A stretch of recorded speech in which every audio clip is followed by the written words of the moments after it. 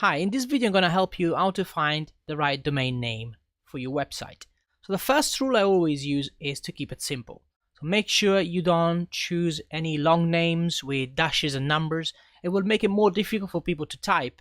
And so try to make it very short or as short as possible, and it makes sense for your business. Another rule I use is to go for a .com. I always try to use a .com domain if I can. There are so many other domain names nowadays that you can find, but I always suggest to stick with the .com. Is widely recognized, and people is gonna basically search on Google with the .com domain mainly. So trying to choose .com if you can.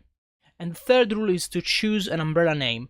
And what I mean by that is to try not to limit yourself with a specific name about your product. Try to find a name that has a broader view in your industry. For instance, if you want to sell wedding photography, let's say you're selling a wedding photography course or a series of classes about wedding photography, you are limiting yourself to only that specific subject. And if you want to expand or scale to other photography courses, for instance, you would have to create another brand, another name, and start all over again.